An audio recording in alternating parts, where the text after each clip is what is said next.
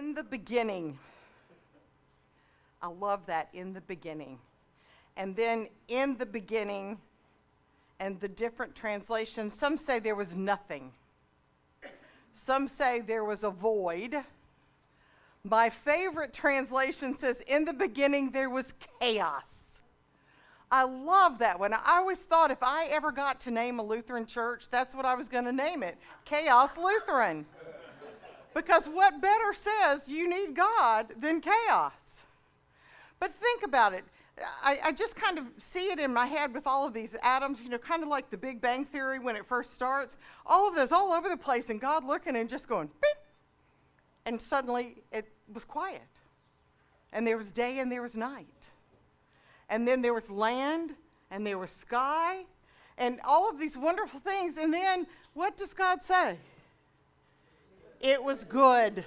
All right, so I'm going to put you on the spot. What's something that's good? Jesus is good. Good answer. We're in church. Family. Macaroni and cheese is good. Leftovers. Sunshine, what'd you say, Sue? Laura's good. Yes, her grandchild. Chocolate's good. What else is good? Hamburgers. You've had enough turkey, have you? Warmth is good. Light. Okay, so it is good. But what's interesting is that not a single person said that they were good.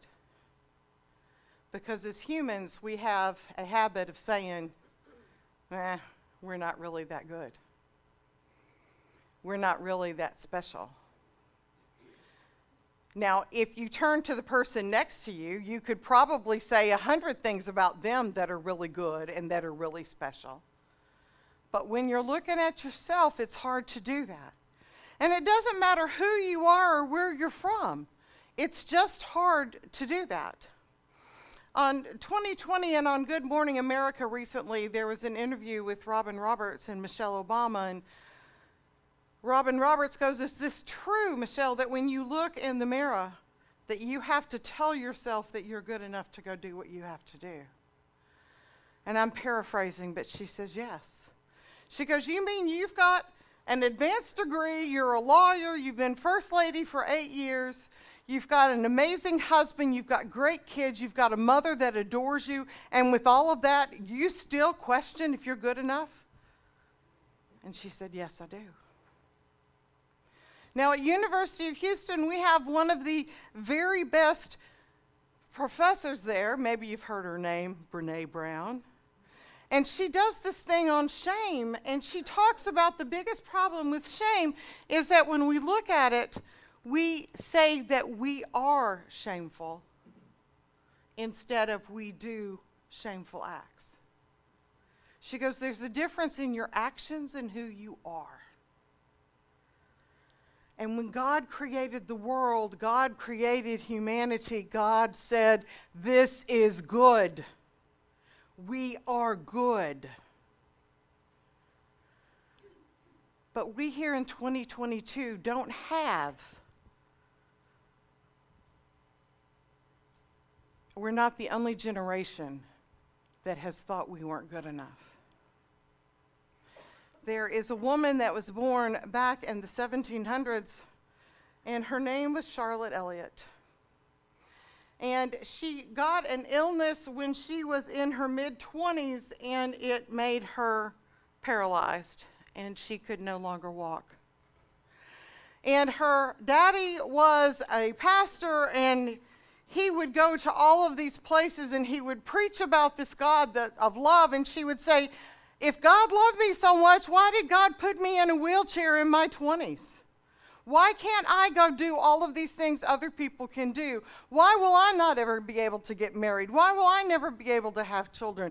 Why can't I do this? What is wrong with me? And at one point she got so sick that they said, is your relationship right with God? And she said, that made me mad.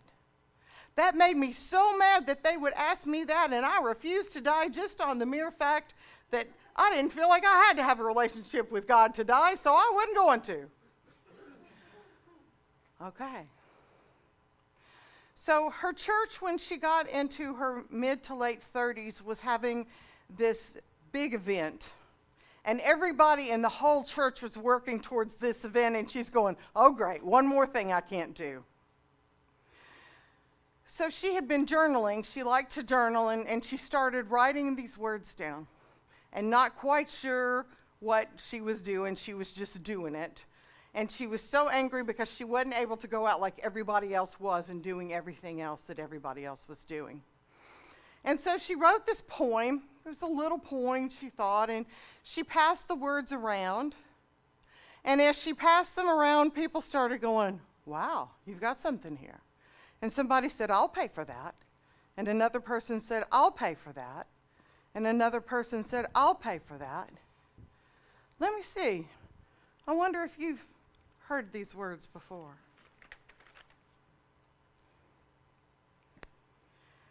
Just as I am, without one plea, but that thy blood was shed for me, and that thou bidst me come to thee, O Lamb of God, I come, I come. 30-year-old in a wheelchair that can't do anything, that doesn't think she's got any gifts to give. Would it surprise you if I told you it's in 1,600 hymnals around the world? That it's in over 100 languages right now? Anybody here who hadn't heard those words before? It's one of those really common hymns that we hear. Okay, so 100 years later, there is this 30-year-old guy, and he is a sworn atheist. Something about 30-year-old guys. They think they've got it all. And so he's out one day, and his brother is driving the motorcycle, and he is sitting in the sidecar. And the whole time they're going through England, which is where he's from, and seeing these beautiful sights and everything. And in his head, he's really arguing with himself, going, there is a God. There isn't a God. God's son is Christ.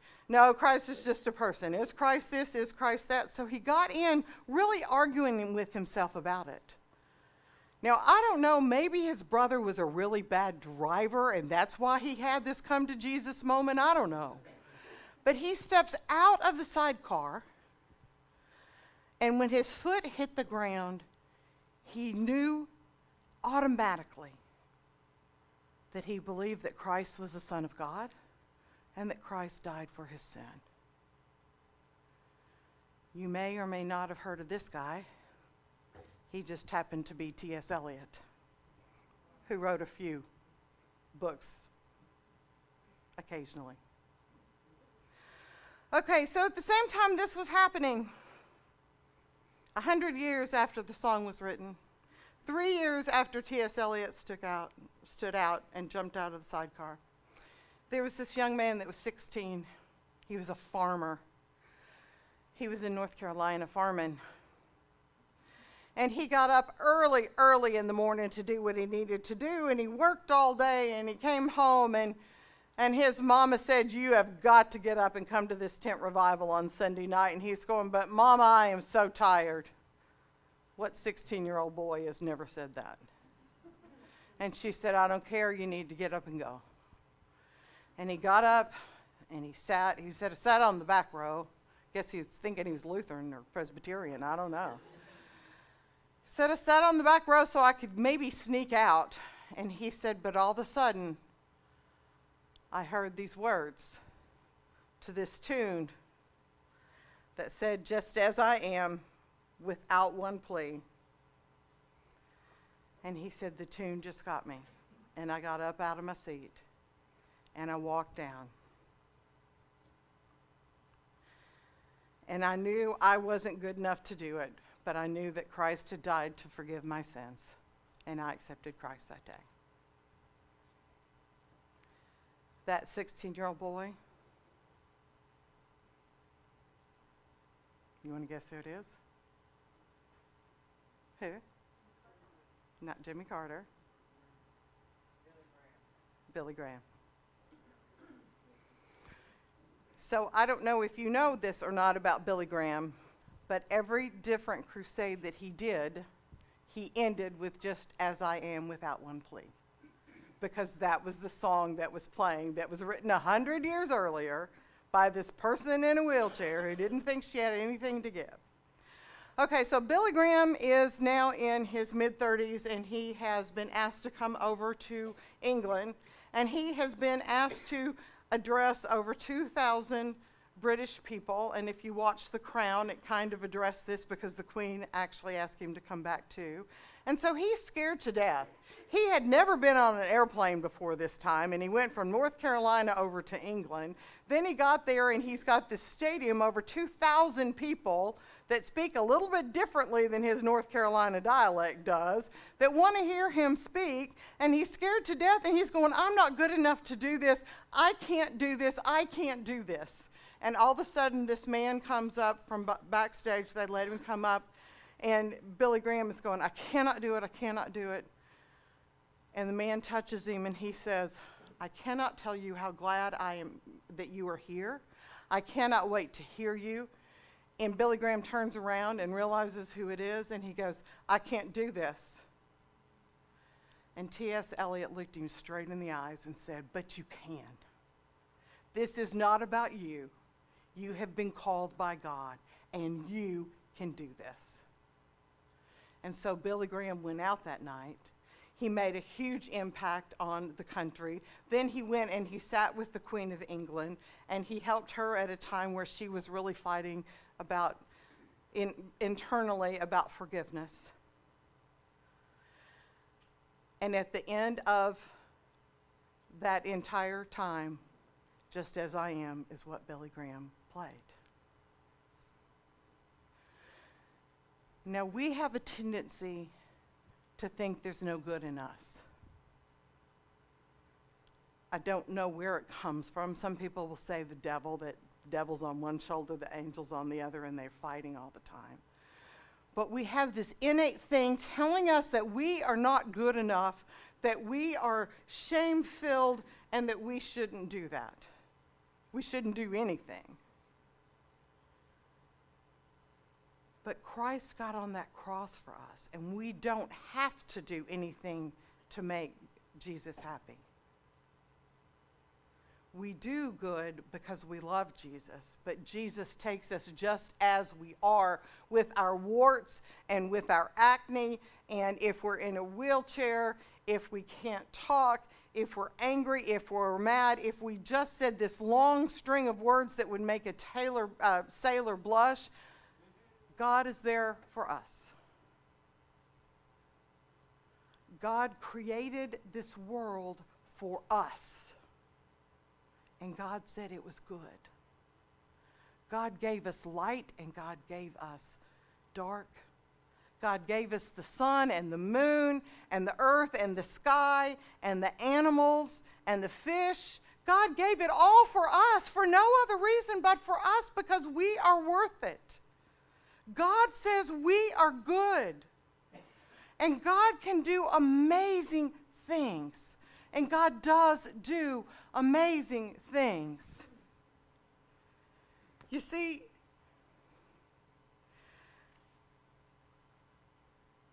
God took Charlotte Elliott's frustration and said, "Here, write these words."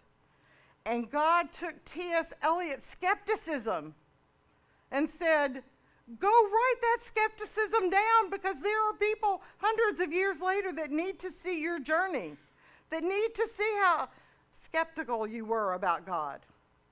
And God can take Billy Graham's nervousness, and turn it the other way.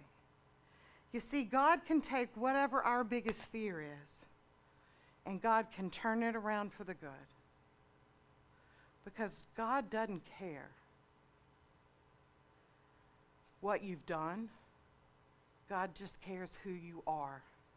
And God has named you and claimed you. And God has said, you are good. And all God's people say, amen.